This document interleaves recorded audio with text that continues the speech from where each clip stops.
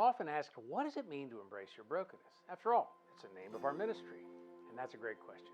But first, it requires one to believe that they're broken, or at least have experienced some level of brokenness in their life that requires embracing. But even if you come to the conclusion that you are broken, why would you want to embrace that fact? Embracing, by its own definition, means to hold closely, or at a minimum, the willingness to accept or support your brokenness with enthusiasm. Who does that? And again, why would they? The Barna Group did a study some time ago to help all of us understand the transformational journey with Christ. In that study, over 15,000 individuals were surveyed, and George Barna broke that down into 10 stops, beginning with no recognition of sin and culminating in a profound love of God and others, the greatest commandments given us by Jesus. Along the way, and in this process, everyone experiences some level of personal and spiritual brokenness. That would be at stop 6 in the Barna study. There's no way to avoid it.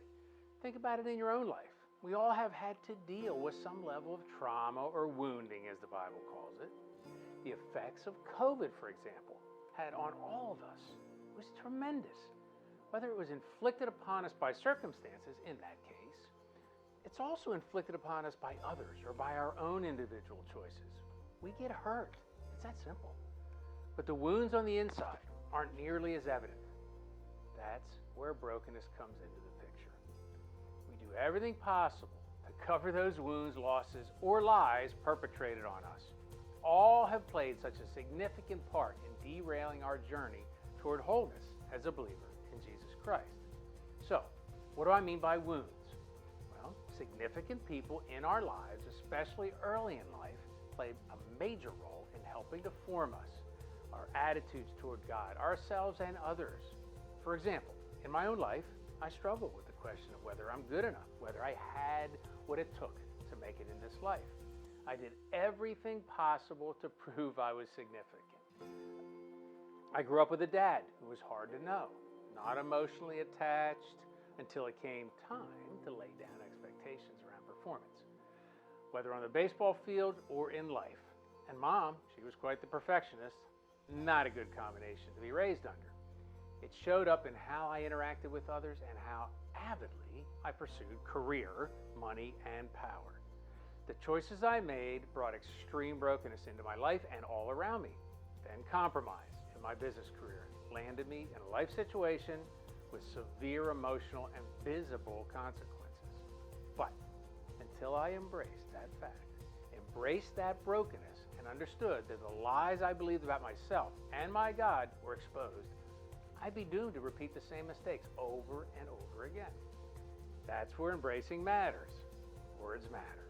And God's word says that I was created in His image. That means with His attributes and characteristics. Unconditionally loved by Him. Not by others for sure, but by Him. Now, for the good news. In our brokenness, we can find healing. In our brokenness, we can find meaning. We must find God. The world is not a kind place, and our place in it as Christians is under assault. But this is no surprise to our Creator God, the one who holds all in His mighty hands.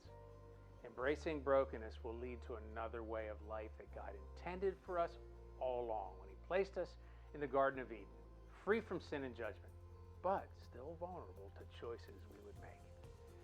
We have another choice: to follow Him and return to that garden restored in Him. Please join us in that journey and take advantage of all the resources we have here. If you have questions or comments, please ask. In our ministry, we are called to help folks like you engage in your own healing journey. Blessings to you, friend. There's so much more available in this life. Embrace your brokenness and allow God to heal the wounds of your past so you can experience joy as we await His return.